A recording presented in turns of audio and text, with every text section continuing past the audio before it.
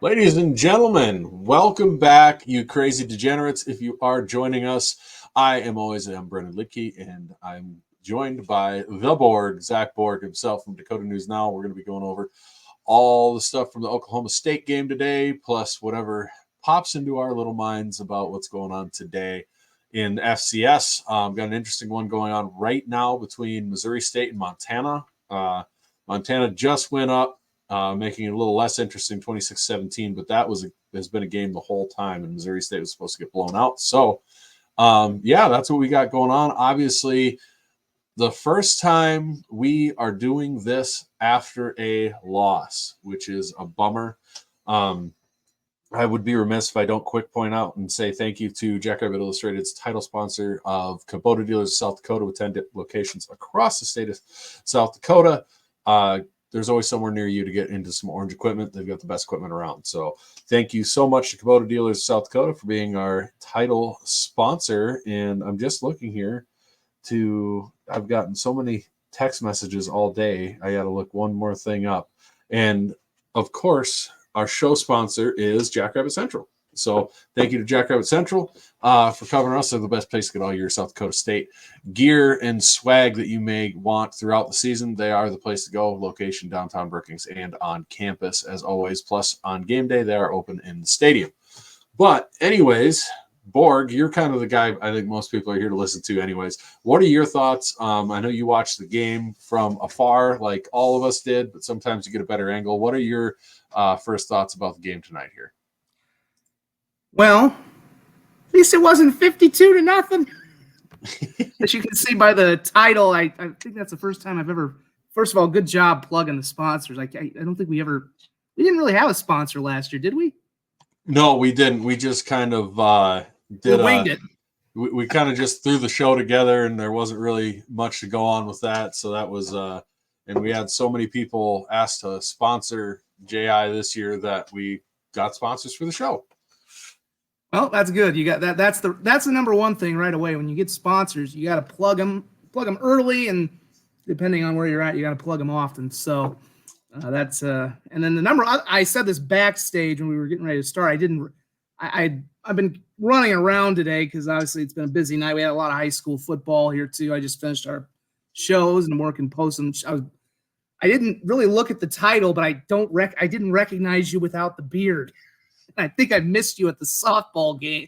Like you said, I think I missed you at one of the Summit softball games. And it's just like, I was coming in here, I was like looking, I've got my two, people can't see it because I've got a laptop here that I broadcast this on, but I've got two more computer screens when I'm on my Dakota News Now setup. So I usually keep scoreboards on one, and I got the stats of whatever game we're talking about. Right now it's the SDSU, but I'll, when we talk about NDSU or USD, I'll move on to them.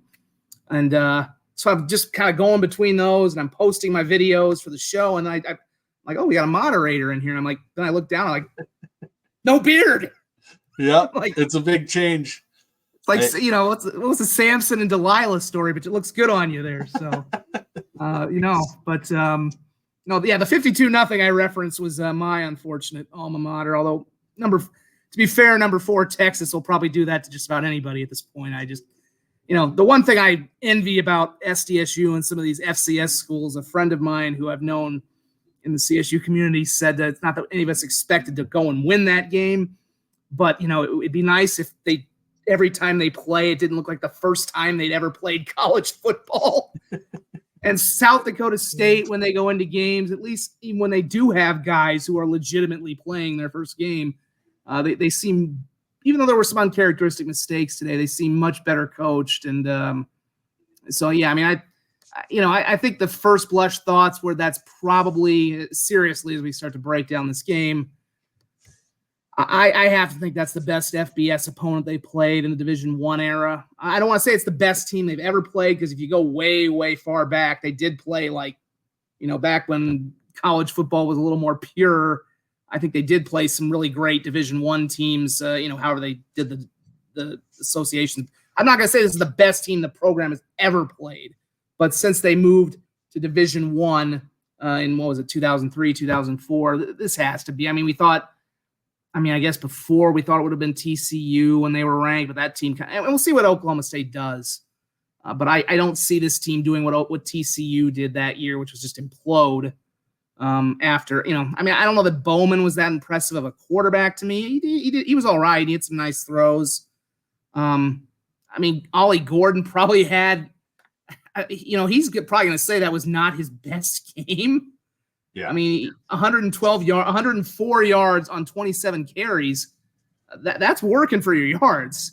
Also had, notably also had 4 catches for 42 yards. Still ends up in the game with 3 total touchdowns. The guy that for a Heisman Trophy guy who Mike Gundy was jokingly saying, I'm going to give this guy 50 carries as a punishment for that DUI.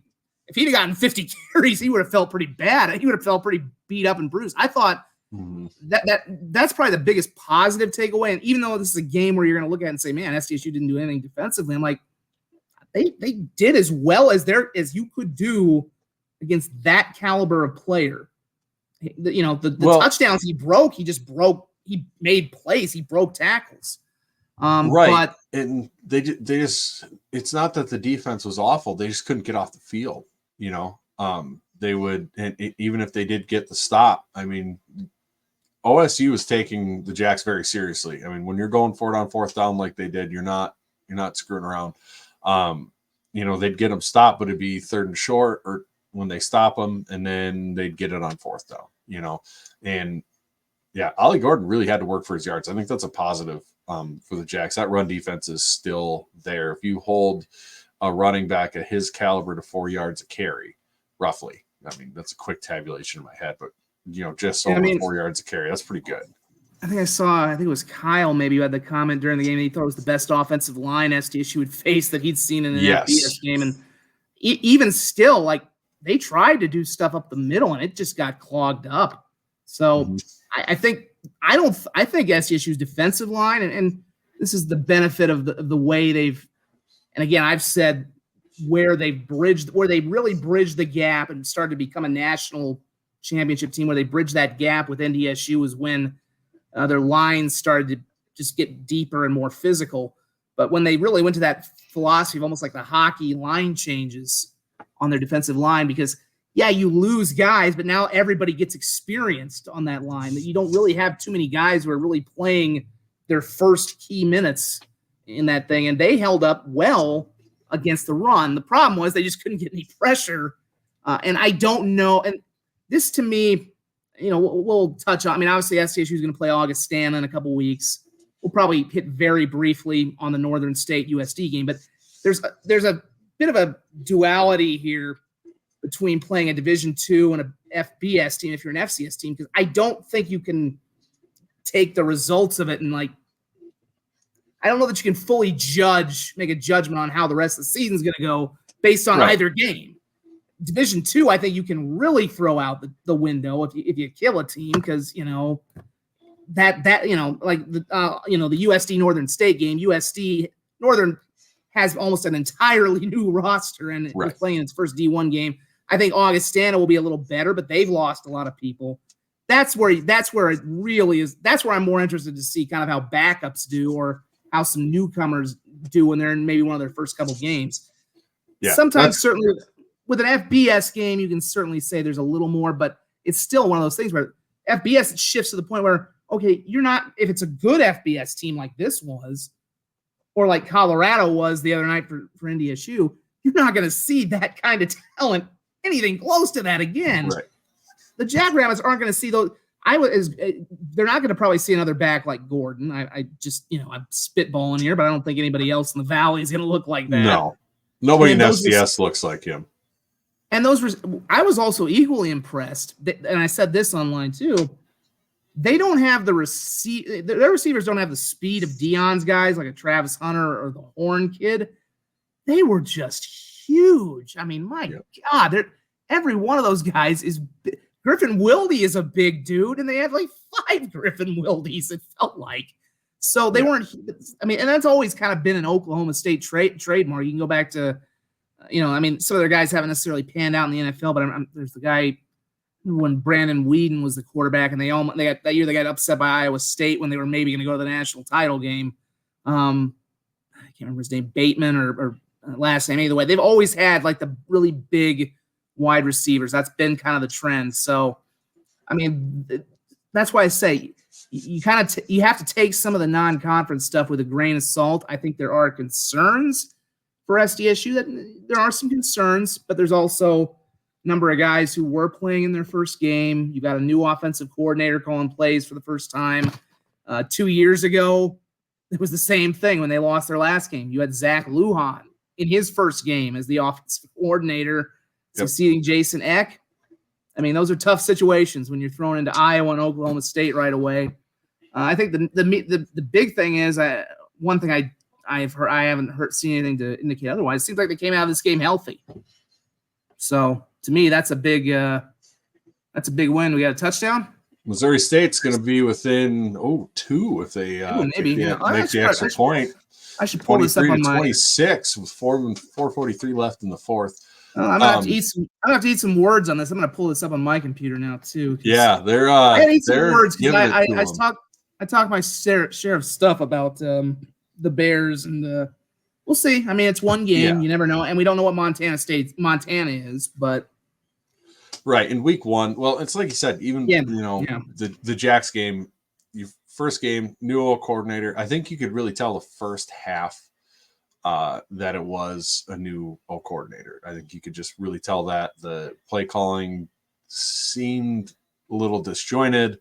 Some of the things you're watching, you're like, well, and obviously, Coach Olson has a reason for whatever he's calling. And then the second half felt like they really opened up and started just running the offense and things started to happen. I think Tanner Castora described the loss perfectly. It was humbling, and I think that's good for the team and for the fan base, to be quite honest. To get a little bit of humble pie. That was a really good team. Like you said, Ollie Gordon, we're not going to face another back like that again. And I think in an FBS game, when you're facing a team the caliber of Oklahoma State, your deficiencies are going to be highlighted to the extreme. And when you're that O-line was phenomenal. So the pass rush wasn't great last year either. So what do you take from that? Well, it needs to get better.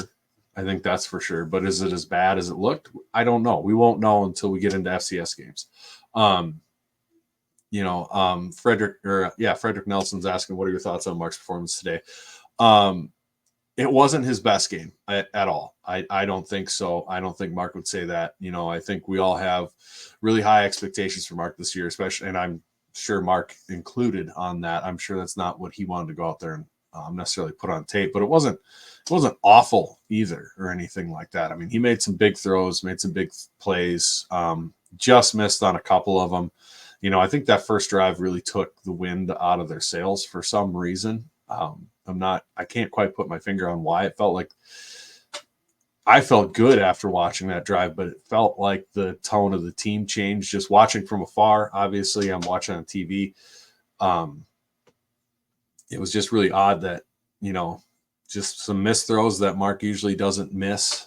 And I think going forward, we won't see that again. I don't know what it was about that game. Maybe they're too amped up, whatever. And too focused maybe on being too perfect. I don't know. Just didn't seem to be his best performance in that game. Missed a couple throws, and you can't afford to do that against a team like Oklahoma State. I kind of need to look at. I gotta mute this because now I've got that game on from. Now I've got Missouri State and Montana on. I need to look at this again because we've got. I got several different highlight feeds, and one of the reasons it's kind of interesting for me. Obviously, I like being on the sidelines a lot at games, but it's interesting to kind of have the eye in the sky. And this is one of the rare weeks where I'll be able to actually just sit down and watch and kind of critically watch a game because I'm usually running between 3 games. Obviously, we don't. We have so many colleges around here. We've got high schools, and there was a window today where just everything opened up, and I was able to sit down and just watch this game and kind of see, kind of have a critical eye on it. I thought about even kind of hanging out with you a little bit, but I'm like, well, I probably need to keep a critical eye and do a little work here to get my shows ready. Almost. But no, No, I think I'm looking. I need to look at some video here again because there was we got a couple of different feeds from our affiliates. We got one from SDSU. Chris McDaniel just does unbelievable work, and he sent the video. I was not expecting any video from him until like 9 o'clock when he got back. Whenever they roll back into SDSU, and he sent it like within an hour. And of course, we didn't even have a 10 o'clock, or we didn't even have a 6. We had college football on, the big networks. But I did just get, before the 10 o'clock show, one of our affiliates, they had video of the interception. I almost think that ball was tipped. I'm trying to watch that, because that was kind of a backbreaker. Not a backbreaker, I don't want to say that, but they're down 3-0. They are on their second drive, and it was just a really uncharacteristic mistake. You don't see him he kind of led the guy or what happens. I'm watching it, and I'm going to have the highlights posted to our website too just in a minute here. He kind of led the guy. I don't know if the linebacker jumped the route. I'm slowing it on my computer now. No, for a minute I thought it was tipped. He very much did have an uncharacteristic game. I don't know. He had some new targets. That opening drive, I think, the freshman tight end that we've heard a lot about, Stoffel, I think, dropped that pass or whatever it was. I can't remember exactly. He tripped over a linebacker's foot, and it looked like a play. It was one of those. It was kind of similar to. They've run it before, where Mark kind of hunches over and acts like he's running, and then he pops up and throws the ball. And I'm 99% sure you're just popping and throwing that to a spot that your big man can catch it. And when he tripped, it took him way offline because his momentum just kind of kept going that way. So the ball just went to nowhere. It was a touchdown if that doesn't happen. Mm-hmm. Football's a funny game. Who knows which way it goes after that? But that's a big dude. Maybe just a kind of placement mistake. I say this to some of those bigger guys who have bigger frames and skill players. Sometimes you just kind of get in your own way a little bit, and might have happened there. And it's his first game. The tight ends, we've heard a lot about them in this training camp. I've been impressed by Jimmy. Jimmy's been raving about him. It's going to be a very good group, but this is a very difficult place to play your first college games if you're Ganning and Stoffel. So I'm not really worried about that. I think it was just a rough game, and like I said, a little bad luck. Maybe he just kind of didn't get a good break. It did take the wind out. Yeah, I thought the second intercept. I thought for them to hold to a field goal on the opening drive, you're okay, because I think a lot of it was, and like we said, I think the offensive game planning was very tentative. Maybe they're trying to see, okay, how are we going to hold up against this team? I don't know, but is Dan Wilde Griffin's dad? There's Dan Wilde in the chat. One of his relatives. Dad or uncle, I think. Well, congrats. Your boy had a hell of a. Well, either way, however you're related to him, Griffin had a hell of a day, which we'll touch on. But I think,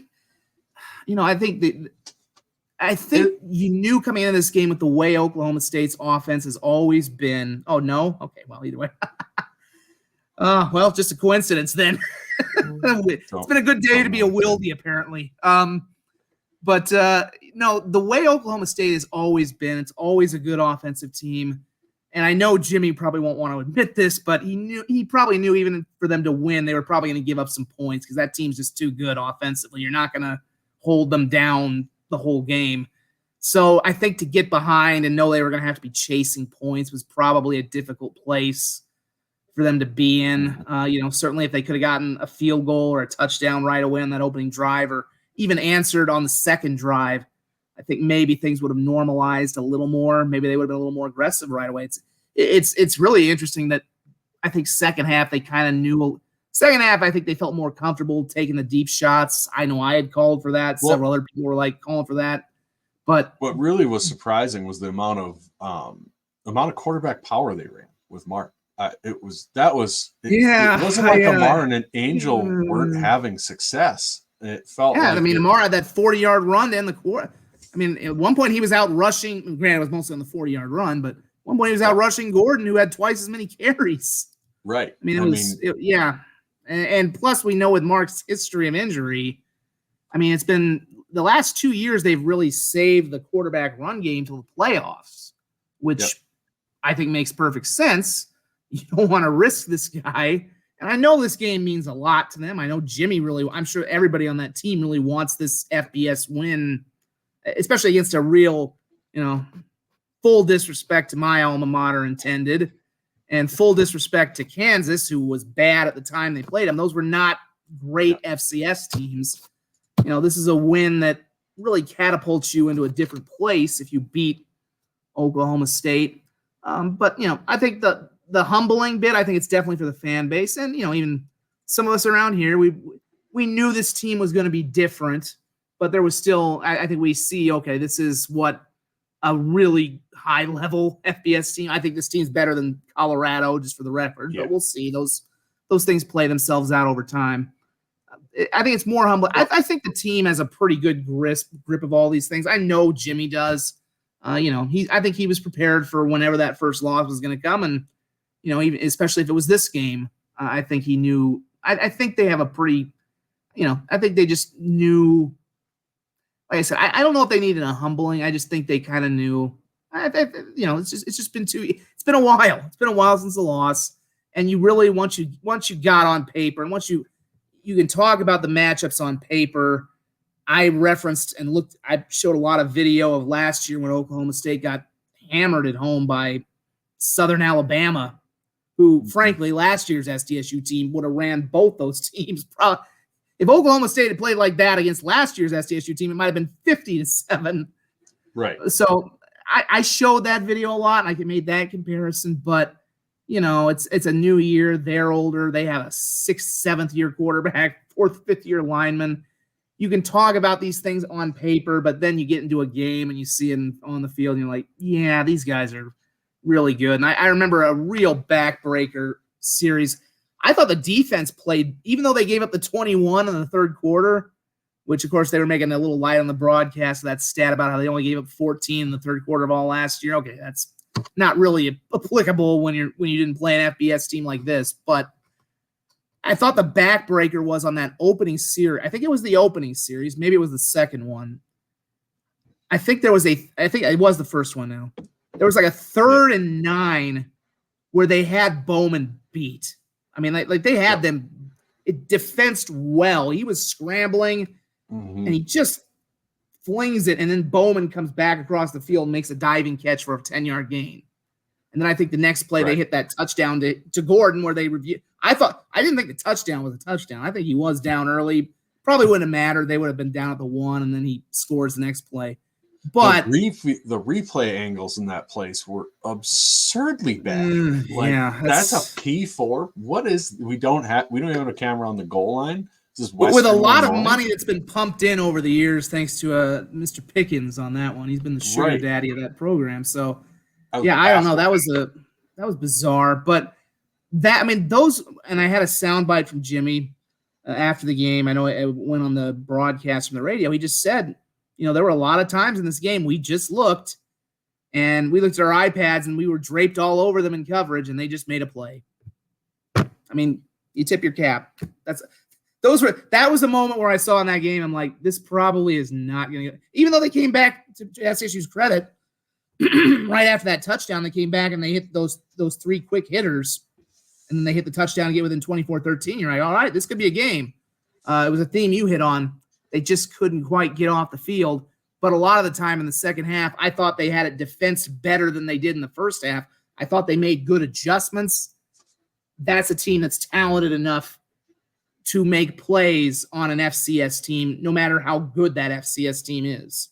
And, again, that's where I say a lot of it, you just got to tip your cap. But I think against FCS competition, SDSU is going to win a lot of those battles more often than not.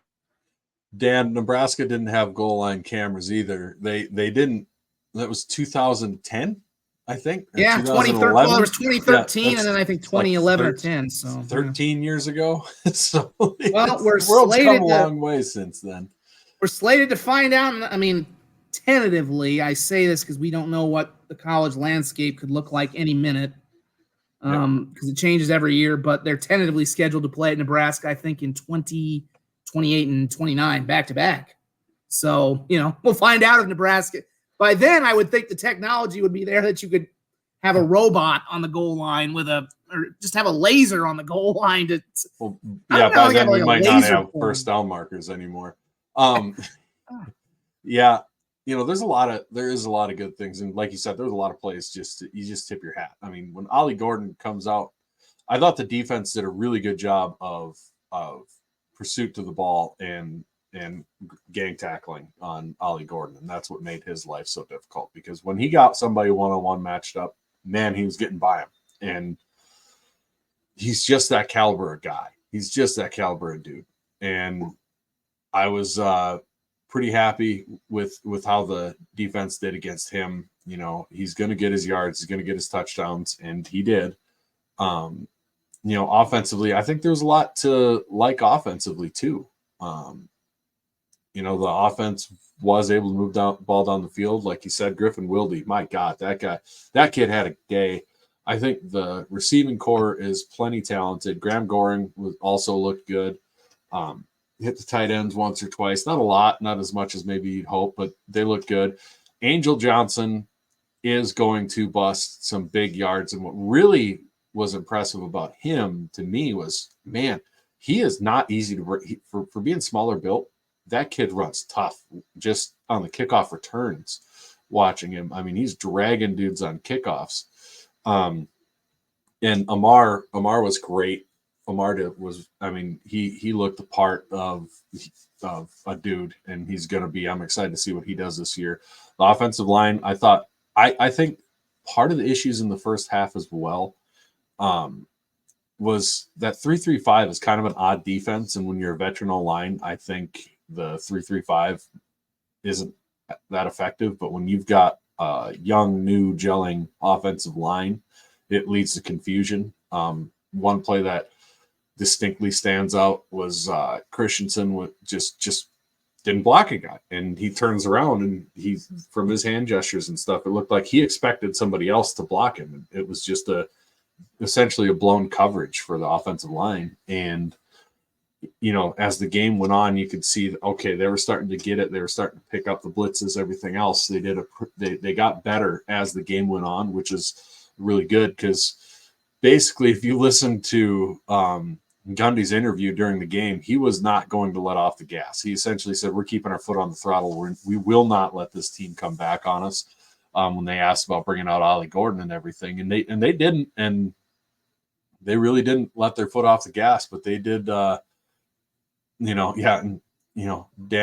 when Gundy's throwing a flea flicker at us in the third with that big of a lead, they're taking it serious. When a team, a ranked FBS team, is doing that at all to an FCS team, that they're not screwing around, that they were ready, game plan. They didn't do some bland game plan. They brought in the real deal for this game. They weren't just taking it off.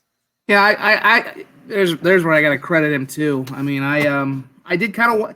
That's always a thing you wonder about when a good FCS team goes to play, or especially the elite level FCS teams go to play FBS, is you wonder how serious they take it. I know I've heard the story.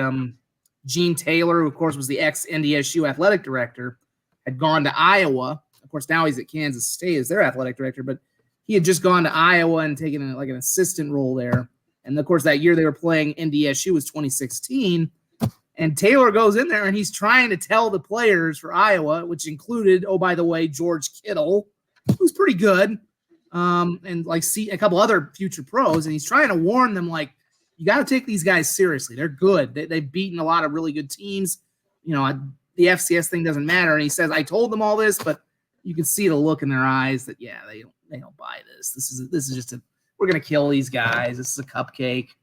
And of course, NDSU ended up winning that game. So but that's kind of common. I think that happens a lot in these FCS matchups, because it's just, you don't go to a school, especially at a power conference. You don't go to these schools to play South Dakota State and North Dakota State. That's you don't pay attention to the FCS. They probably think this is Division II. So, unless you have a friend or something who was on those teams. But I kind of wondered, okay, where's Gundy in their head at? Because they had the they had the kind of glib comment after the DUI, I'm going to let him carry the ball 50 times. Well, we knew that wasn't true, but I'm like, is he taking SDSU seriously here? And then so much of the commentary and the coverage around them has been about, NIL stuff. And granted, again, similar thing if you're in the media out there, you don't know anything about South Dakota State. You're not going to spend as much time as you would as if they were playing Oklahoma or if it was Bedlam. But I just wondered how focused are they going to be on playing? And they were. They took the Jackrabbits seriously. I didn't see a team that was distracted. They had everything. And you're right, deep into the game. And I'll say this too. Another thing I know there's been some criticism. I think I've seen of Jimmy that he didn't pull starters earlier. I know Mark was taking a few shots, which is another reason I'm a little wondering about why they ran the quarterback stuff so much. But I really, he faked a punt in the fourth quarter when the game was essentially, you kind of saw the writing on the wall. It was probably over. They were running some of the. Sorry, I'm guessing 3 sacks in a row. Yep, I'm seeing the Montana game too now. And they were down by 5 with a minute 38 left, and they got sacked 3 times. Yeah, it's a good effort though for Missouri State. I mean, obviously they have they've taken a lot of heat this year because of, they're making. I mean, not so much because they're making the FBS move, but because they haven't been any good or really worthy of it. And this is a good start. We'll see. I mean, that somebody gave him a first place vote in the preseason poll. Maybe they know what they're talking about. I don't know. I don't know who it was.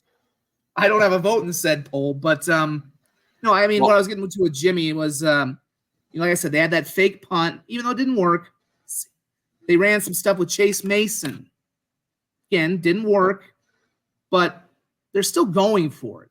I like that. My respect for him went up because there's a lot, and I think we kind of knew this about Jimmy anyway, but there's plenty of this was his first loss as a head coach. I mean, he's lost games before as a coach, but a head coach nonetheless. He did not concede. I mean, he kept going for that. I think that is why you see such an intense loyalty with the players. And I've said this, I know everybody, I always hear the people up in Fargo, they're saying, well, you're going to end up just like us. The transfer portal is going to come. You're going to get bored of winning national titles if you win a bunch. Like, well, you can't compare the two situations because there are fundamental differences. And I think one of them is a guy like Rodgers, because I think Stig was kind of that grandfather/father figure that everybody wanted to play for. I think Rodgers is almost kind of like a brother figure to them because he's not that far removed from playing himself, and he's younger. So I think if you're a player and you see that, and even though, like I said, I do think you have to kind of tightrope a little bit with removing players when it's a blowout or you're getting beat, because you don't want to risk that injury. And they did come away healthy as far as we know. Or I haven't heard of a major injury unless you have. Yeah, but no, I haven't heard of anything. I think that is something that those players that makes them probably want to go to the mattresses for him even more. That even in a situation where it's probably not going to happen, that guy is still throwing the kitchen sink, trying to win this game, even when there's no concession. So I think that's impressive to me.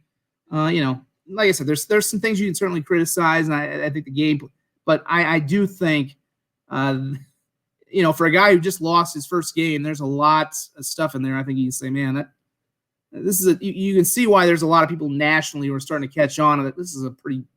I don't know if this means he'll be. This might not. I don't think he's going to be here as long as Stig. I'm just going to leave it at that. Whether he's whether he goes to college or the NFL, I'll just leave it at that. The second one would not shock me either. Right. Well, I want to say what's up, Alex. What up, Rev? I'm glad you guys are here in time. You are here in perfect time for me to live read Alex's tweets from during the game. So I'm going to start off with the first quarter. No, I'm just kidding. Are they as entertaining as me when I'm watching the Chiefs and it's the Super Bowl? I think I had about 100 during that. No, he's pretty level-headed. My coworker Adam Huntimer likes to make fun of me, and he's like, "I think you had about 150 tweets during that Super Bowl," and I'm like, "Well, it's, I try to say I'm not nervous about it, but, I still do, Yeah. So that's where you can see me fan out. Right. But what you were saying about Jimmy and pulling starters and stuff like that, I totally get where you're coming from there. As a fan, you're like, well, this is done. Get Chase some reps, all that stuff. But on the other hand, you love to see that is, your coach is the heartbeat of your program, right? He's the one who sets the tone, everything like that. That competitive drive to never give up on a game is something you want. And let's be honest, we got Augustana coming up. We've got a couple other games this year that are going to end up being out of hand. Get Chase in then. You'll have time to get him in. Yes, it would have been nice to get him some FBS experience. But in the end, it is what it is.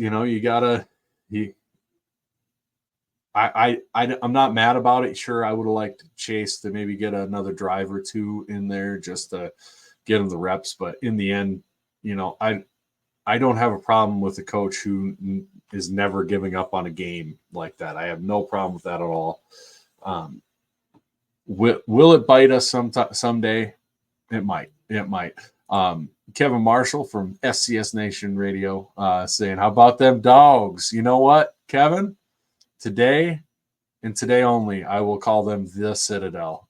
Big win, won the wildest, one of the wildest trophies there is out there for rivalries. I don't know if you saw that, Zach. It's a Low Country Boil trophy. I was hearing again. I apologize. They actually filled it. They filled it with a Low Country boil, which is wild. So that was cool. I'm going to show my experience because I haven't been out there very often. What is Low Country Boil? It's probably something that's like a not gumbo? as good as Texas barbecue. No, it's like a shrimp boil type of deal. I was hearing something. Once the SDSU, I had this nice window, but I kind of stayed on the SDSU game. I wanted to watch CSU Texas, but then I very quickly tuned it out after they were like down 10-0 within the first quarter. They weren't too far down, and then it just I gave up on it when I saw them make a Manning look like he was Patrick Mahomes, and I'm like, oh, okay, whatever. So, but yeah, after the Jackrabbit game, then I did have to start getting busier because we had more crawfish boil. Nice. We did have more games. I mean, it was kind of a crazy night with Dakota Bowl and a couple other games. Getting a feed. I even managed to get Mountain Marty football highlights, which I did not think would happen, but that's pretty cool. So, it was nice to have the block of time to devote to the SDSU game, but then that will not happen again very often because I'll be running around getting every other school. And I do think we won't have many early shows, so which will work nice this first month because obviously SDSU has 2 6:00 games. A lot of people have those. Those will show the real degenerates who jump in. We should just call this show the Degenerates and then go. Yeah, that'll be fun. We had the one late kickoff we had last year with Montana. Not to mention how crazy that game was. That'll be interesting. But we'll see. We'll see what Incarnate Word. I haven't seen their score in a while. They won 20-7 over Northern Colorado. I know that was a game. I know that was a game for a while, so we'll see. Which is surprising. But you'd like to think eventually Northern Colorado is going to figure something out. That's right. I don't know. They've been such a dumpster fire, and I still kind of remember them from the days of. I guess Montana State and Utah Tech is still going somehow, but I guess that's out west. But yeah, no, I still have love for Northern Colorado when they were a D2 power with Joe Glenn when I was growing up out there, and I'd like to think eventually they can figure something out. But you have the tradition that they have. You'd think that eventually you're gonna get it going again, but it's just who knows? They're just so buried there. Even some of the Division II schools in Colorado have, like CSU Pueblo has won a national title. I think Colorado Mesa out in Grand Junction has been a good team. So it's like, But yeah, they're just kind of buried because you have Colorado, you have Air Force, Colorado's, even Wyoming is close to them, so they're kind of a team in there as well, and then some decent D2s. And they don't really have a great facility. Nottingham Field was good for Division II, but it's I mean, their basketball facility, we used to call it used to be called the Butler Hancock facility, and we called it the Buttcock. So, I mean, it's just they don't have a good situation. But I guess we're coming up on 40 minutes here. This is the Jackrabbit postgame show, the Jackrabbit Illustrated postgame show. Utah Tech, getting an update on Utah Tech. No, I guess kind of as we start to wrap up a little bit of the SDSU discussion, I guess the only other positives, I know you mentioned the pass rush. I think they always kind of start the season slow. They don't ever get a whole lot of sacks early on. It seems like that usually comes along as the season progresses. I think back to the Montana game last year when they really put it on the Grizz at the end there. I mean, that, they just, for whatever reason, this team just doesn't get a whole lot of sacks in the early part of the season. So and again, that was a very good offensive line. So, I think we can get Sicko's committee to jump on. That'd be hilarious. That would be amazing. Pretty fun, yeah. I kind of wish they would have run Amar and Angel a little more, but like I said, I think once Oklahoma State got out to that lead and then they were chasing points, I think that kind of changed the game plan. And some of that first half game plan may have been, sometimes you play offense to play defense a little bit. Because I think maybe they wanted to run some clock, because I think they knew how much of a task it was. Like I said, I thought the defense played well in spaces, but they knew the defense was going to really be up against it. And I think the fear you get is that you go 3 and out, 3 and out, 3 and out, and then you're just constantly putting and with that was the other thing we haven't discussed, the tempo that you saw Oklahoma State wanted to go with, plus the heat. I mean, that was a lot. So I think this was maybe that first half they were wanting as much to play a thing where, okay, let's control some clock. And let's make sure our defense is getting rested because we can't have them constantly on the field. Second half, I think then they're like, okay, now we're down. We really have to start airing this thing out. Lordy. Sorry. I fully agree with you on that might have been the strategy, because let's be honest, up tempo against us and scheduling that game at 1 in the afternoon against us was not a mistake. That was on purpose. They were trying to wear us out, trying to wear us down, give themselves every advantage. Well, was that them or was that the networks that did that? That was them. That was ESPN Plus. It wasn't on any network. So I don't know if Oklahoma State had any control of the kickoff time. Like, I think the networks, because I don't know how that works, because I know once the networks chose not to televise it, I mean, because if the networks had wanted to televise it, they'll pick the time essentially. Right. But I think I mean that there's a bad break too. I mean, if this game had been later in the day or been a Thursday night, maybe that helps just a little bit. But again, I think mostly of bad breaks. Sam Herder just tweeted out Tommy Malott needs help off the field from the trainers after a short touchdown run. He was down on the ground for a while and looked like both legs were getting stretched like you would when you get cramps. But certainly concerning seeing two trainers help him get off the field. My God, if that is not a song and dance we haven't seen before, man, I obviously hope he's okay, but God, that guy can't stay healthy. And this year, you don't know what their backup situation is because they don't have Chambers. And now Chambers is an assistant on the team, more or less. Although we can't really talk because they didn't run Gronowski nearly as much. But boy, I mean, you can't. And I've had this discussion again in my role as both an NDSU antagonist and a constant overbearing Chiefs fan, which I love to play. I've had this thing where I've talked about when I make this pro comparison with Allen and Mahomes, and people are always like, well, Josh Allen is better because look at how great of a runner he is. I'm like, yeah, but I wouldn't want my quarterback running that much because you're taking more punishment. I mean, a guy like Mahomes and a guy like Gronowski, they can run. They're good runners. But what we saw with Gronowski after the injury and what we've seen with a guy like Mahomes, they do it when they've mostly done it when they had to, or they've done it in the playoffs when obviously you put everything on the line to win a championship. The guys who run constantly like Malott or like an Allen, even if they don't get hurt and miss games, it adds up. Those hits add up on you. Yeah, I mean you're gonna be dinged up, and it's just like it's constantly just I would not want. So I'm a little. That's a reason I'm a little surprised they ran so much quarterback stuff today. But I mean, we'll see with Montana State. I like Tommy. I think he's a gamer. He's a great quarterback, but man, a great player. But I don't know. I don't know what Vigen's. When Vigen was the offensive coordinator at NDSU, he had Brock Jensen, and Jensen was built like a tank. He could take a lot more of that punishment.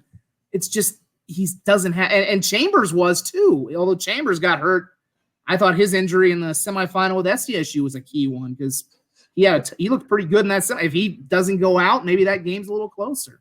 But you just don't. He's trying to. I don't know if he's fitting his system to his players or he's trying to make his players fit to the system. But that's unfortunate. I can't really think of much else on the SDSU game. I would like to see more runs with those two, but I'm really encouraged by that. Maybe some slight concerns with the secondary, but again, I don't think those receivers are going to be. Let's give them a little pass on the receivers. I think next week with Incarnate Word, I mean, that was a closer game than expected. So it's a team that I'll put it like this: 2 years ago, because I think they had Cam Ward as their quarterback 2 years ago, didn't they? Yes. So, and we saw him light it up today for Miami against Florida. And their style of play, I mean, they're a dangerous team. It's going to be a good test because, the secondary did they didn't struggle. The pass defense struggled just because of the amount of time and everything else. So it's going to be a good test for the defense against a team like that. That is a high-powered FCS offense compared to what Oklahoma State is, which is a whole different world.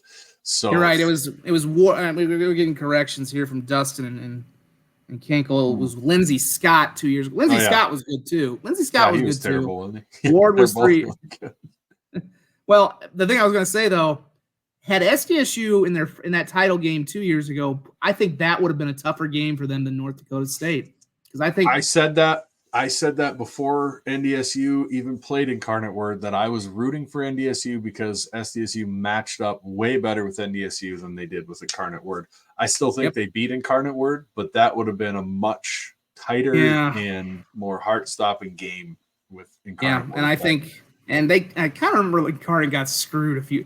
It was in the Fargo Dome, so, nobody – that's a tough – you can't expect you're going to get calls, and I think Incarnate missed a few opportunities, but – that would have been, we all wanted to see the SDSU NDSU title game, and I think for the Jackrabbits to be, it makes their current run more legitimate that they had to go through NDSU to get the title, but that was not a great NDSU team. Even though they had won a very close game in Fargo. The Bison were a little more banged up too. They didn't have Lipke, who was out for the title. I think I don't know if he played, but he wasn't at full strength. If he did, get any time. We kind of knew going. Incarnate Word would have presented them with some headaches that they, and Cam Miller's a better player now than he was 2 years ago too. So, it just that I'm very curious to see what UIW brings. I still think SDSU is going to be more physical and probably overwhelm them at some point. And to be fair, I think today they might have been caught looking a little bit ahead. You go there and you've heard all this time that Northern Colorado's garbage, and you probably just think you're going to go in and walk and get a cakewalk, and it was not. So we'll see. But it's going to be a tough task.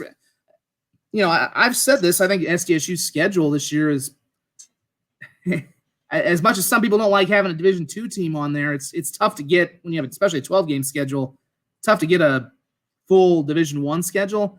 I really liked it. I mean, you get obviously get Oklahoma State. Incarnate Word has been a playoff team. Even Southeast Louisiana has been a playoff team, and they're going to go on the road for that one. So it's, other than, and, again, even the Division II thing, at least it's a local team. And it was a team that won a conference title a year ago into the boots. So, Right. and I think Augie will still be somewhat good this year. I don't think they're quite as good as they were a year ago. So even then it wouldn't have presented the same kind of test, but it's a good schedule. Like other years, I don't think you necessarily get this kind of schedule, but it's a good schedule for them. And I think they'll definitely, So, I love the IRI. It's a good comment there. On the Incarnate Word game, I don't know if there is a return game for SDSU to Incarnate Word, but I would assume so. I think I was told it was just a one, because I think I asked about that last year. I asked about that last year. I heard it was a one-off, but maybe they have. Okay. They certainly could. I mean, it'd be nice to go down to. I think it's San Antonio or near there. So, but I wouldn't be surprised going forwards in the future if you've already got a relationship with a program that is perennially a top 25 program, and we all know about the struggles of scheduling FBS games for SDSU. It might be, that might be something we see in the future as a home and home with them. But speaking of Augie and that game being scheduled, I'm curious of your opinion on this, because I saw that scheduled, and I know SDSU does not want Augie as a D1 school. Do you think that signals that Augie is kind of done for the time being, done with that? Yeah, I mean, I think they're, I don't ever want to close the door on that, but I mean, the hockey, they had a lot of success with the, excuse me, still got a frog in my throat. I think they had a lot of success with the hockey. Anybody who's been in Sioux Falls or seen it, that Midco Arena on their campus is beautiful. And frankly, if they go Division I, I don't know where that leaves the football program, because I mean, look at what we just saw happen to St. Thomas the other night. St. Thomas, for those of you who are joining us, lost to Sioux Falls, the University of Sioux Falls, and didn't just lose; they got thumped. It was 34-13. And now Sioux Falls normally has been. St. Thomas has normally had like a 31-game win streak, so they're non-scholarship, but that was a powerhouse program. And Sioux Falls is coming off a 3-8 year. Now we expect them to be better in their head coaches in his second year, but it just shows you go into the Pioneer League, even as great as St. Thomas was in Division III, and they'd still be building a great D2 team, I think. Well, it's just such a. I just don't know. Pioneer League and St. Thomas. I mean, St. Thomas has done well there, but they also they got housed by Drake last year. They host Northern Iowa, I think, next week. They do host Northern Iowa, which is a lesser version of what SDSU did a little bit, playing in Minneapolis against Drake, except you get to not have to pay St. Thomas to come down. There was actually a year where SDSU was going to play in Des Moines against Drake. I think they bought that one out. So yeah. It's kind of interesting. Drake is one that drives me nuts. I think if you're going to pick a Pioneer team, that if they decided they wanted to be you actually picked the Pioneer League school that wanted to be scholarship, you'd pick Drake. They've got the stadium for it because of the Drake relays.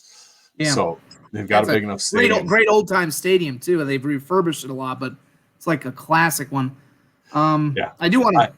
I can't stand it. Yeah. I don't know if I should post the link in here. You can. We do have today's SDSU highlights on the show. Oh, yeah. They are on dakotanewsnow.com. So we had some good looking video. I actually got a nice little still of Graham. Is it Gehring or Goring? I think it's Gehring. Got a really nice still of his catch.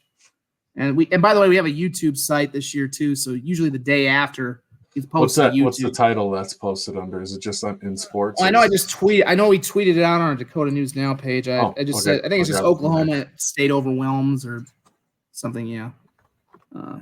But yeah, and I'll probably retweet it here on my Twitter page. I know I retweeted our link here, but yeah, those highlights are out. Like I said, really got to thank SDSU's athletic. Chris McDaniel is usually the guy. If you check out SDSU's stuff, he is usually the guy who shoots the majority of that, and he is just phenomenal. And I'm retweeting those highlights now too. We're gonna have other highlights online later as well. I'm working through that as we chat here, but yeah, some really good stuff there. Like I said, if you followed me over the years, I take a lot of pride and it's not just the Jacks; it's every team we have in this region. I mean, like I said, I got Mount Marty highlights tonight too, so I try to get everybody on the road here because there's pretty good passion for just about every college team in this region. But I take a lot of pride because I always like being on the sidelines because for one thing, I don't like all the chyrons and all the graphics you get when you're replaying on TV. But you just get a different, especially when you have HD TVs or screens, you get a different feel when you're watching everything unfold in front of you. I want you to feel like you're actually there, and you get a different feel when you're on the sidelines. So some really good video we got from our affiliate they're out of Lawton, Oklahoma, which is like 2 hours away from Stillwater. Some good video from them and really good video from Chris McDaniel and a soundbite as well from Jimmy. We'll run more, obviously, as the week progresses. Had they won, I would have done one of my nice little hype videos, but obviously, and I had a plan in mind, but that happens a lot. I had a plan in mind 2 years ago if they'd beaten Iowa, and it just didn't. I can't control such things. So, but and thank you, Dan, for. It's kind of nice. I did too. Yeah. Those I appreciate that. It's been I do those kind of on my off time just to have some fun and keep myself sharp. So. And I can't air them anymore on the station because there's too much copyright in them. Right. Well, they're awesome, and we love them. They are. And I do get some compliments, by the way, and I did one for full disclosure. I know we don't have any Coyote fans on here right now, but I did one for USD because my policy is you have to earn it. I'm not going to do one when you're 3-8. If the Jacks were 3-8 or 5-6, I'm not doing hype videos. That's just the way it is. So I did 2 hype videos, and they were fun. They're fun to produce, and hopefully I get to do a lot of those through the years because it means if I'm doing a lot of them, it means it's a great season. And last year was the best because we had a lot to hype, and as I've said, it was the best college season period I think in this region's history. Certainly for SDSU with the 15-0. The Coyotes had their season. Augie had its best season ever. NAIA, we had some good schools, and it's even despite today, it's a pretty good start. I mean, I think USF looking like they're maybe back, going up and beating St. Thomas. But yeah, like I said, we go down a lot of rabbit holes. I do think Augustana is probably out for the moment. I don't think they're ever going to close the door. Maybe another 10, 15 years. I really think they should just play their basketball games in that Midco arena. I don't like what they're doing. I don't understand. They've done this now for like a decade where they were playing at the Sioux Falls Arena. When they won their national title in men's basketball, they were at the arena. Then they moved to the Pentagon. I mean, nothing against those facilities, but just keep it on campus. I mean, I would rather they play in the Elman Center, but it just feels like it's so detached to be that far off campus. And now you have this. I mean, I realize hockey is going to be the number one priority. They'll get the number one say, but when they're not playing there, I mean, I'm sure it wouldn't cost significantly more to convert it to a basketball arena. I don't know the processes, but either way, I think they need to play back on. Like if they wanted to go to the Summit League, Midco Arena is their ticket because that would instantly, if they made that a basketball arena, it would instantly be one of the top ones in the Summit League right now. Although the Summit League is getting better with its basketball arenas, I'll give it that. Yes. But yeah, I think, and I will say this though, I kind of asked Nielsen this in regards to would you, and I'll ask Jimmy this the week of the Augustana game. I'm like, well, if you have to play these D2 games, would you rather play the regional teams, the in-state teams, whether it's Northern, Augie, USF, Southwest? And, he kind of mentioned that, I think, but this was a bit of a unique year. You had a 12-game schedule. So usually you're not going to necessarily have as many openings to do that, which is a good point. Is usually usually when you only have 3 non-conference games, it fills up pretty quick. But the other thing that kind of bears watching too is the NSIC adds another team next year in Jamestown. So I don't know that before that they had to play just nothing but conference games. They might have to go back to that. I don't know. I hope they keep a non-conference game. But, I think this could just be a one-off, and it could because it was a 12-game season. And right now the NSIC allows them to play a non-conference game. But once you go back to 11 and once the NSIC expands again, I don't know that they're going to have enough to – I don't know if the opportunities are going to be there. Ooh, Tennessee Tech's got a lead. There was a bunch of games today that the FCS Are you telling me, almost had upsets. I mean, Idaho genuinely seriously threatened Oregon all day. Central Arkansas lost on the final second by a incomplete pass getting overturned on review into a completed pass. And then, God, who was it I was watching? Abilene Christian lost to Texas Tech in overtime by 1. I think Western Carolina was hanging with North Carolina State. Western Carolina hung with them. UC Davis looked really good against Cal for quite a while, and I stopped watching. They fell behind. Robert Morris led Utah State for a little while, which I don't know if you saw the tweet I retweeted. That has quite possibly the nicest interception I've ever seen. It was look at it. Incredible. Now we got Tennessee Tech up over 25-24. Zach, are you telling me a Conference USA team is struggling in the vaunted FBS? Tennessee Tech. But, if anything, man, NDSU plays Tennessee Tech next. Yeah, Jackson State. No, it's Tennessee State. ULM. Oh, it's Tennessee State. That's right. That's Eddie George's team, yeah. Silly me. That's me screwing up the HBCUs again. I'm going to hear about it from Zach now. I'm a little surprised that they're playing this late. Tennessee, I guess it's Conference USA. They love to play their games on Tuesday and Wednesday. So I guess, for them to play a game in Tennessee this late. Third. Weber's only losing 14-0 the third to Washington. Yeah, and Washington. Yeah, I've got that game actually on right over my shoulder. And so some of you might be getting some free Big Ten Network if you can see it. It is on over your shoulder.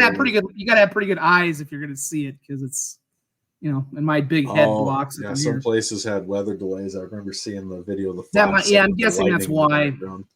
Yeah, obviously we dealt with that on Thursday with Minnesota's game with North Carolina and then the St. Thomas USF game. So I guess we should take this opportunity. Put up a fight against Louisiana Tech too, 25-17. Pretty good week for the pretty good week for the FCS. I suppose we should take this moment because we probably won't be on too much longer, although we tend to go. But we should probably take a little moment to hit on that other big FCS FBS game in the Valley between North Dakota State and Colorado.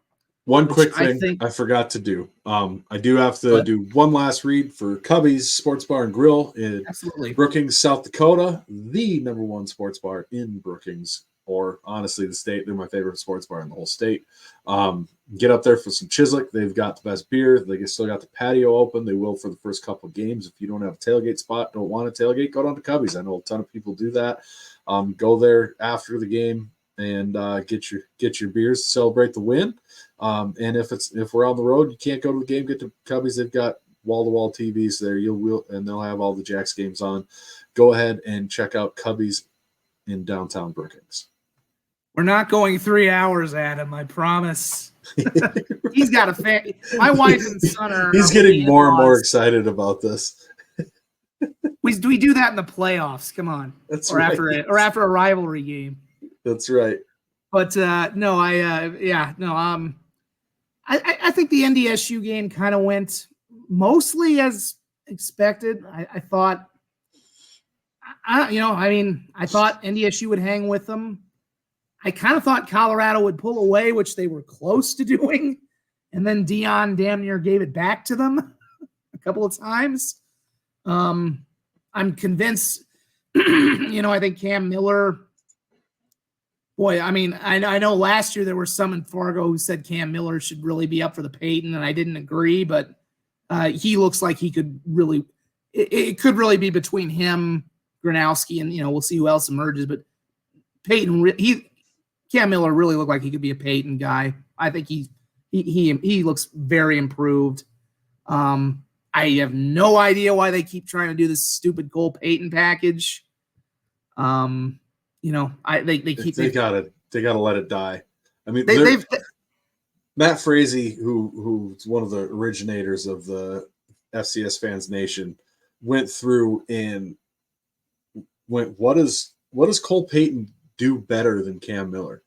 I mean, he's slightly faster, slightly bigger, except he can't throw the ball. So what advantage are you gaining from him in there? Sure, you get a highlight long run once in a while, but let's be honest, when has he done that against a high-level team with regularity? He's cost them more games than he's won them, that's for damn sure. It's when you play a big boy team, they know what's coming, and they can. I mean, even Colorado, I know they're kind of a mishmash with the transfers, but they've got. It's not like they're putting out Division II guys. They know what they're doing. Until he shows better that he's more of a quarterbacking threat, you're going to load up for the run when he runs. And, you know, against the lesser teams or against teams that are beat up, sure. But it's not. I remember granted, he was younger, but you want to know where maybe the 2022 season completely flipped was that SDSU-NDSU game where, of course, Cam got that penalty where they would have been right down to the goal line, and it was that bow and arrow thing. But I think the next play or something right after it, they put in Peyton, and he tries this bizarre jump pass, which SDSU intercepts in the end zone. If NDSU just runs normal plays, they would go up, I think, 2-3 times. Would have been 28-7, I think. Yes. I mean, the Jacks were great, but I don't think they come back from that in Fargo. And are we talking about a much different season, a different outcome if South Dakota State doesn't win that game in Fargo? I don't know. But I just don't. It's something, and I will be in, and and Garrett's saying what you're doing. They haven't yet done this because I like the way they used Mason today. They lined him up at wide receiver. They had him run a reverse, but they didn't take Gronowski off the field. You don't take your best player off the field, especially when he's in the zone and you have a chance to win the game. It made no sense. But, they have a new coaching staff there too, new offensive coordinator. They're trying to figure it out. And I think one thing that I tweeted out as I go on a rant here, one thing I tweeted out was it's kind of interesting how they've always shortchanged Cam Miller. Because I didn't really think much of him up until last year. Last year was when I really noticed, okay, he's improved. Like he's genuinely a really good FCS quarterback now. But you think back, the first year he was in was the spring year, and it was the weird year. And of course, they don't count that year because they didn't win, which, whatever. But he's only really in there. Why do we have a countdown clock on? It's the rant timer. I think Chad installed it for me. Well, it was a little late, but I guess, I had to find it. I didn't know where it was. It's great. No, that first year, it was like, well, he's not really that good, but whatever, this year doesn't count.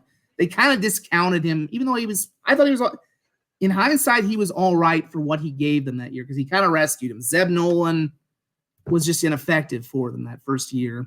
And of course, I think they're still kind of bitter over the fact that year cost them Trey Lance. Obviously, the fact it was played in the spring, he opts out. If COVID doesn't happen, they think they would have had their best team ever that following year, and they might be right. They had a lot of NFL prospects, but the following year, it was going to be Quincy Patterson, the Virginia Tech transfer, the different breed. He's going to be. We haven't seen a player like this athleticism in Fargo. He couldn't throw the ball. He was terrible. Terrible is a stretch, but he wasn't great. And then Cam Miller comes in. That wasn't a great season for Cam Miller. And, if SDSU had made the title game, hadn't had so many games where they had kind of, obviously we know about the Vermiracle and some of the other games that they kind of let slip. Maybe if SDSU played him in the title game, they would have beaten him. But nonetheless, Cam Miller led them to a national title. But even the following year, they were talking about Cole Payton's one of the best quarterbacks we've ever recruited out of Omaha. I think he might have come from the same school as Easton Stick in high school. Yep. It's like they've talked about him being the guy who was going to unseat Cam Miller, and it's just never happened. And then coming into this year, the talk is he is the Tim Tebow option. They're going to experiment and put him in all these different – it's like, why? Okay, I get it the first couple of years with Miller, but now we know what Cam Miller is now. let's stop trying to replace him when we know what he is, and he's pretty damn good. It feels like they just punish him because he's not Trey Lance, he's not Easton Stick, he's not Carson Wentz.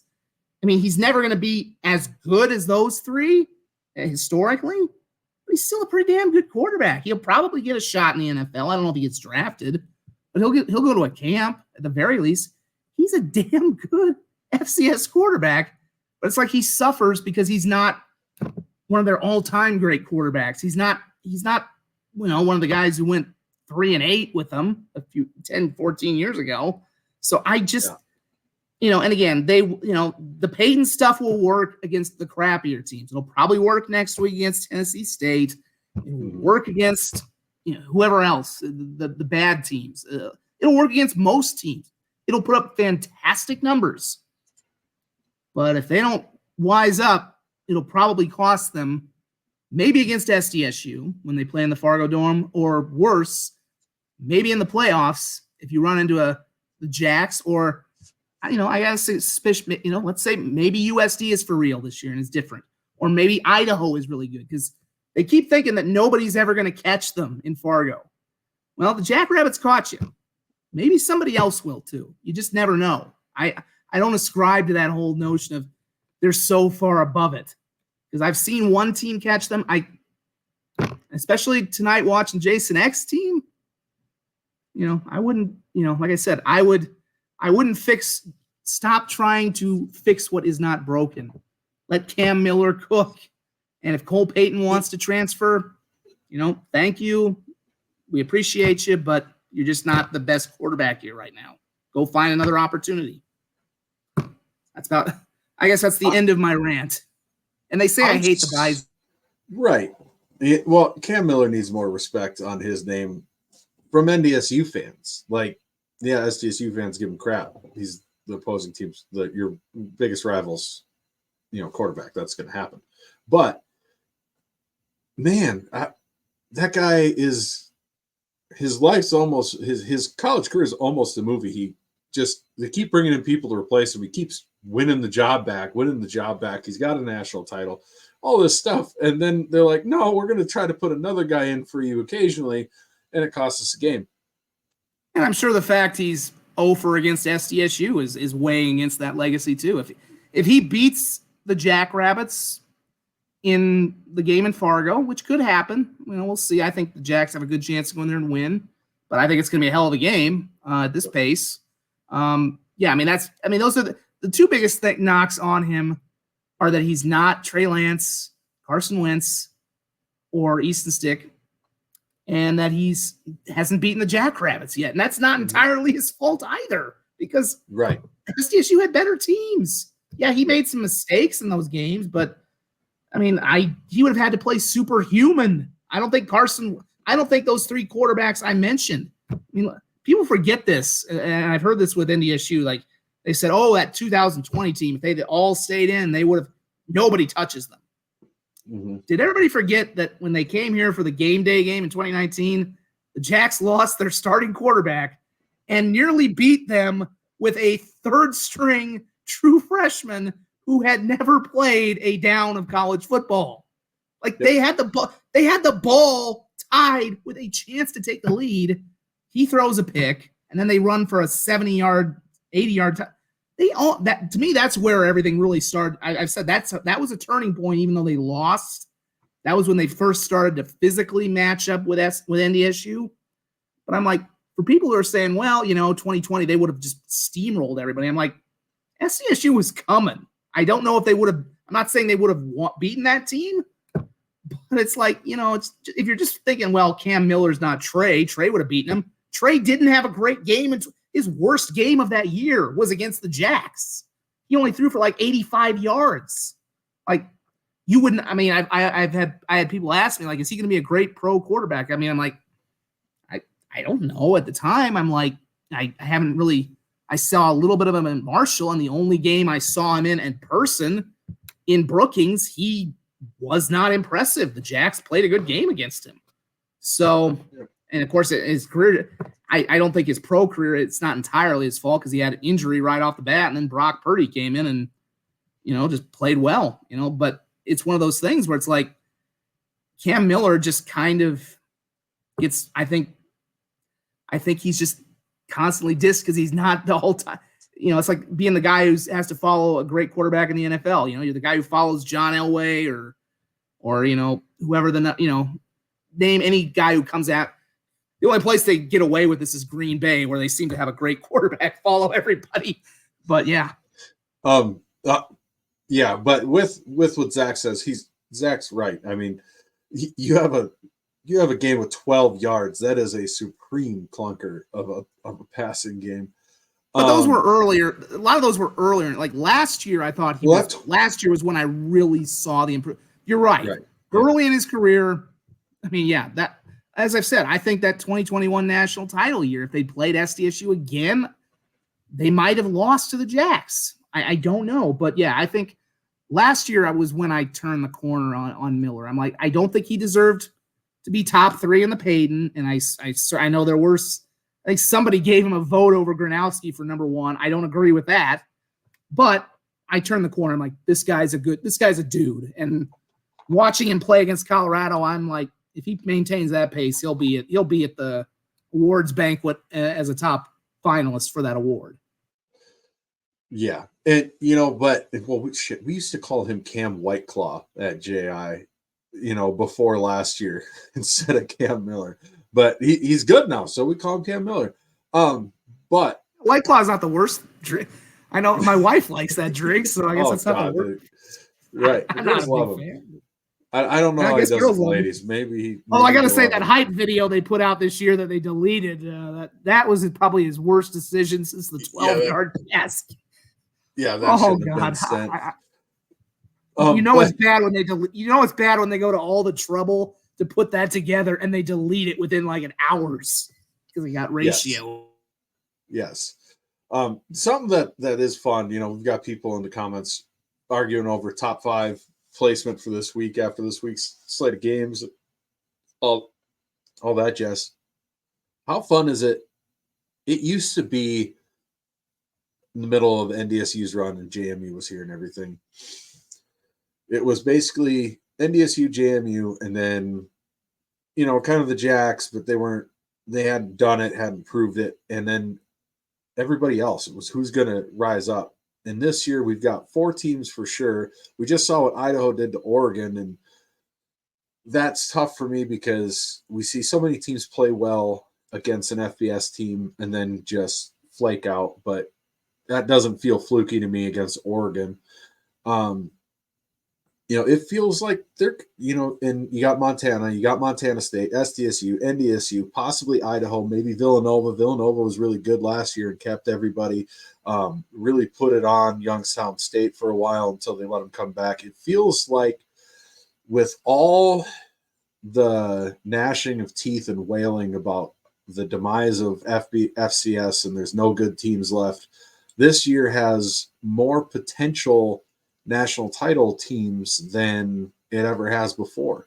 And, there usually is a SoCon team that'll pop up and be a quarterfinal, semifinal team. So who knows what happens there. It really feels like this might be the most competitive year across the FCS that we've seen in a while, which I'm pumped about. Yeah. I mean, we're kind of in and especially me being in the media, we're kind of in an interesting cross section because obviously we know who, being in the Dakotas, the guys up north, we can't escape that. And that usually the train of this subdivision is so bad comes from them because they want to move to FBS. I'm not saying that it hasn't been watered down because obviously you've lost some unbelievable programs over the last 15, 20 years. But I agree with you. I think that there's, even just this week, whether these teams have all won, Idaho is coming. For Eck to do that, I fully expected them to get slaughtered. I mean, no FCS team goes to Oregon. Maybe I thought NDSU a couple of years ago, if they'd played that game in 2020, would have had a chance. But that's because he had to turn over a lot of his roster. I think he had another year where a bunch of people left, and he's going to constantly. And by the way, they mentioned in the broadcast, I don't think he's going to be there that much longer. I'm just somebody in the FB, somebody at the higher, we'll see. I mean, it strikes me that he really likes Idaho out there. So, that's kind of good. There are certain places which fit a guy, and I think that's a good fit for him. But there's going to be a program with deeper pockets that's going to, I think, come along and offer him, and, it depends on how high he wants to rise up. But they looked good. I mean, there's been a lot of, there's just been a lot of surprising, and I agree. I think there's a lot of teams that could emerge. I know I've kind of dumped on the SoCon a bit over the years and had some fun with the Fans Nation guys. But, maybe this is the year Furman, somebody breaks through. They haven't had a semifinalist since, I think, Georgia Southern back in 2012, and obviously that's team left. But, Furman could have done it last year. In fact, they, you could argue maybe they got screwed a little bit at Montana. Who knows if maybe Furman would have given NDSU a better game. Or maybe Furman would have given SDSU a better game. I doubt it. But this is one of the things we talked about last year. As fun as last year was, I think, for Jackrabbit fans, there's a little added element because you kind of knew that was inevitable. I mean, there were certain challenges along the way. I mean, obviously, USD, I mean, that provided a good subplot as good as they were. And, of course, we saw what ended up happening when they played. But that provided there were moments where, like, okay, could this team maybe step up and challenge them? You remember that Montana State game. Grab some water. Obviously, we thought maybe Montana State would be a long-term challenger, but they didn't. They just kind of had stuff that happened. But it was kind of inevitable that SDSU was going to win that title because they had so much experience. They had a lot of guys who ended up in NFL camps or will have NFL careers. And we kind of knew where that season was going. We don't really know. I mean, I still think it's probable that we're going to see a Valley team, either SDSU or NDSU, in the title game. It could well be another Valley Big Sky title game. That is very possible. I would even say that's very probable. But there is more parity this year, and I do think you're right. I think there's more contenders, and I don't think there's not that super powered team. Even though I think SDSU is going to be very good, I think NDSU is going to be very good. You just don't have the sure thing that we've had the last couple of years with teams that just look like they were unbeatable. And there's, like I said, I think there's some rising programs that I think there's by the way, it does look like Middle Tennessee just beat. They gave it away.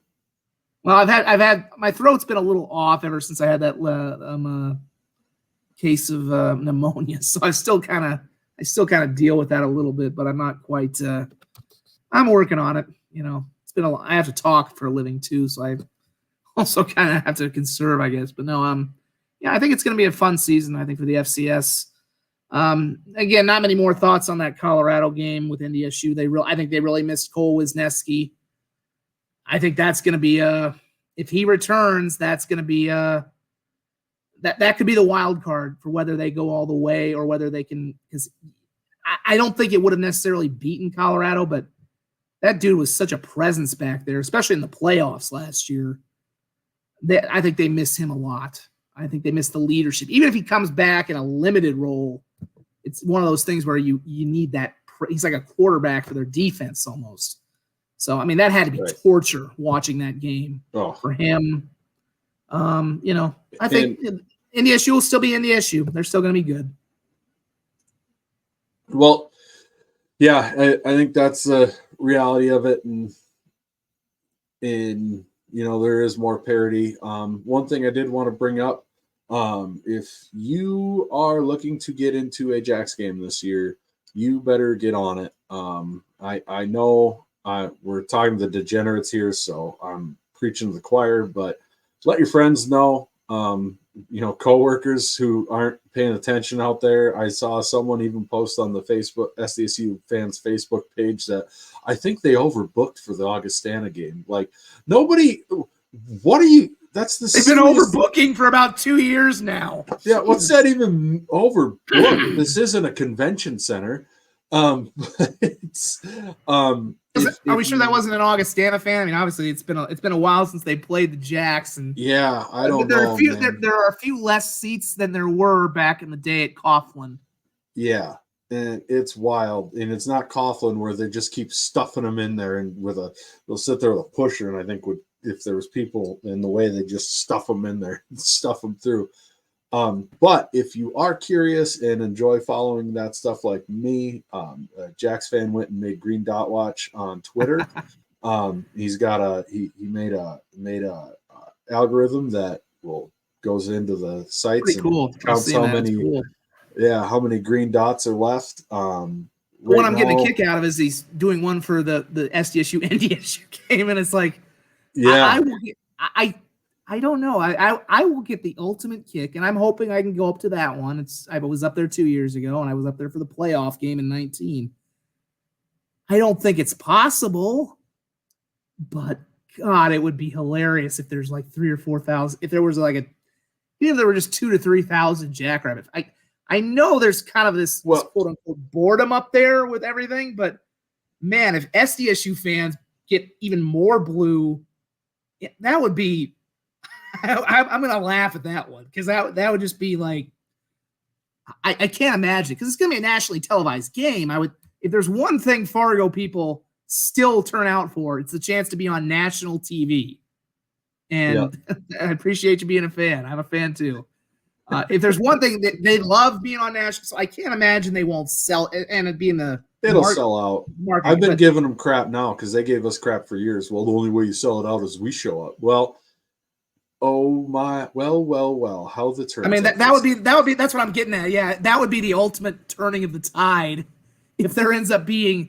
And when I worked in Fargo, I mean, like, people told me, like, look, this is great when they win, but you know, there's bandwagoners too. There are people telling me the stories of when they played Augustana. I think they lost to Augustana, and the dome was like, it was just a horrible atmosphere because it was half empty. It's like, you know, so it's like, but we haven't seen that now for, you know, almost 20, getting on 30 years.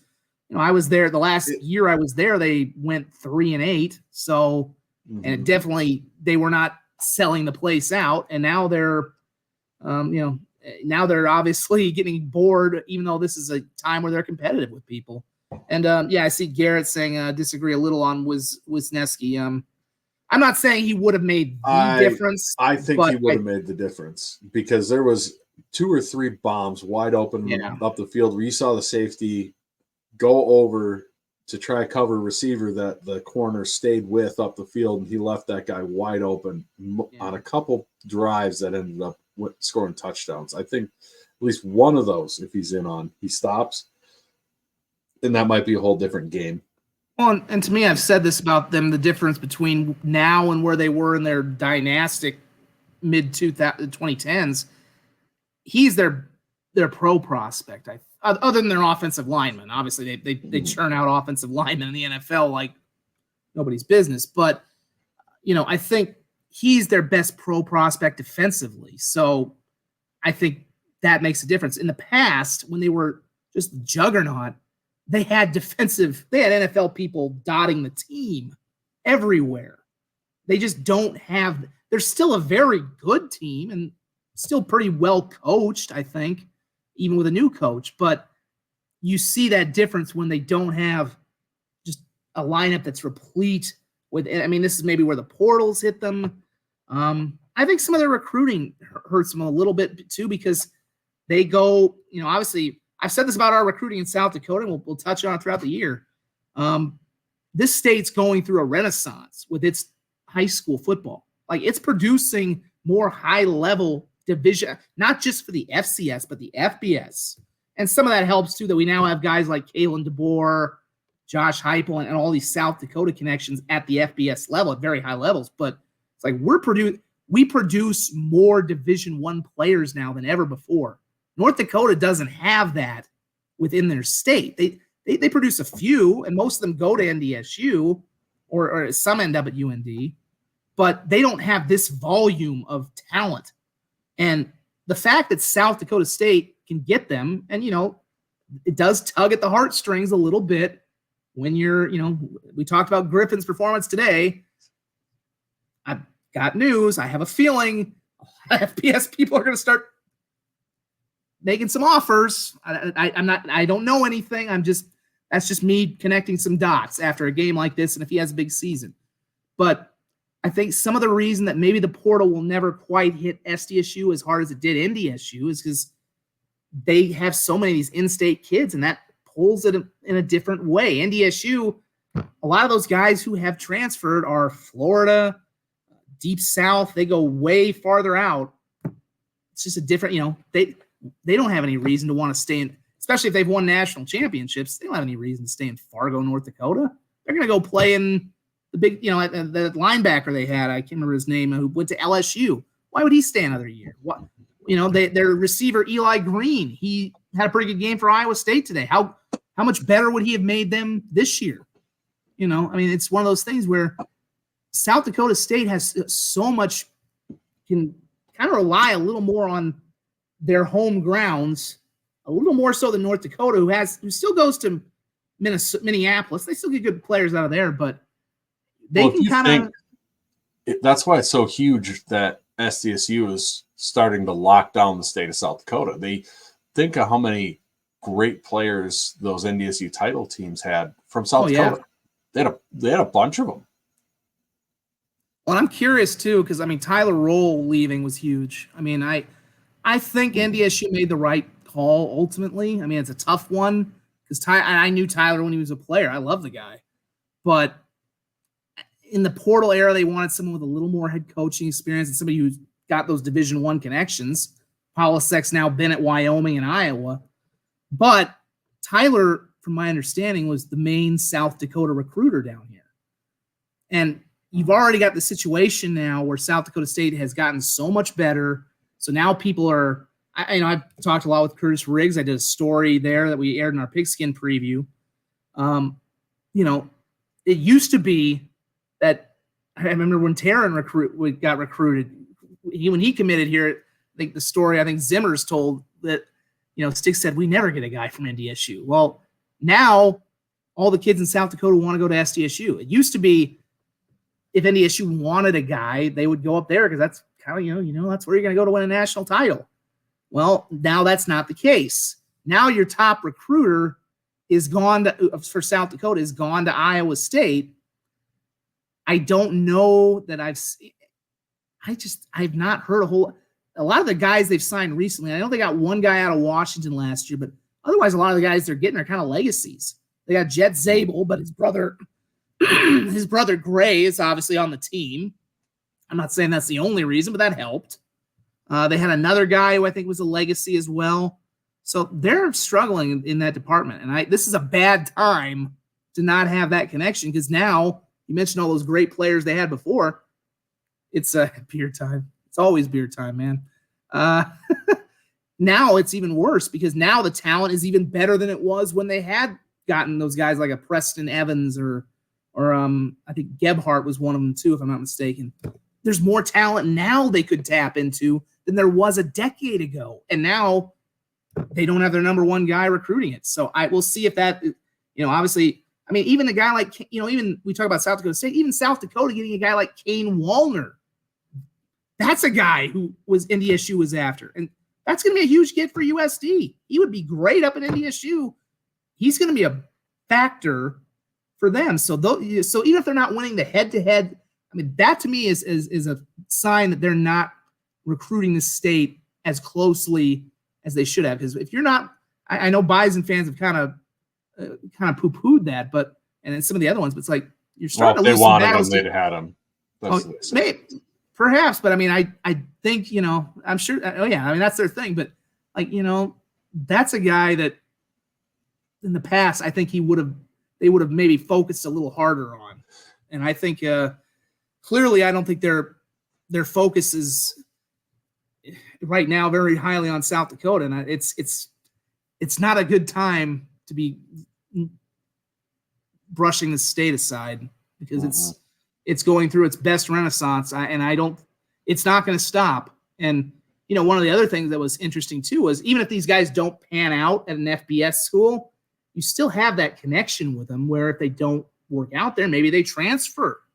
I mean, I think Lincoln Keenholz, I don't know if he's going to see the field at Oklahoma State or Ohio State, but NDSU he was really close to going to NDSU from my understanding. Maybe he transfers to NDSU if things don't work out. I'm not saying that still isn't an option eventually, but now all that staff is kind of gone. I mean, I'm not saying I don't know what would happen there, but at least you keep those connections with those guys that you recruited. And I think SDSU, I know Stig would do that a lot. At least you keep those connections where, okay, if this doesn't work out, we've known you forever. We've always been in your corner. And if, things don't work out for you at this big time school, you can come back home and we'll find a place and we'll develop you. I wouldn't be shocked if that ends up happening down the road here with some kids who've gone out of state here eventually. I mean, but even some of the guys who are now on Alabama's radars still think pretty highly of SDSU right now. So it's a good sign.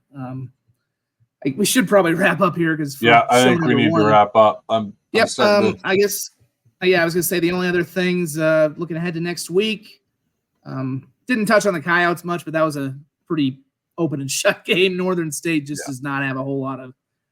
I think we saw that they had like 50 new players on their roster, so that was I will say it makes you feel. I know Zimmer mentioned this. Makes you feel a little older to see. This was before I got out here, although I think I covered him in Fargo. He was probably playing. Probably makes you feel older to see Stefan Logan's kid returning a touchdown for the Coyotes on a kickoff. That's wild. I would say maybe, I'll say this. I think their special teams could be decent for them this year. He looks good. Still a little worried about their pass game. I'll be curious to see what they do against Wisconsin next week. I think that's a game that I don't expect them to win, but Wisconsin struggled a lot today with Western Michigan. That I would hope they could compete and give them a run. I hope they kind of give them the game that Western Michigan gave at least. That would be a good sign, but there's still some struggles, I think, in the passing game because Aiden Bauman didn't do much, and it just takes him so long at times to release the ball. They've got to speed up a little bit there, but, like I said, not – as I'll say when SDSU plays Augustana, probably not a whole lot you can take from the Division II game to really apply forward. But, next week's schedule, obviously, we'll have Incarnate Word. We'll have to see when the show gets on because you might be pretty late.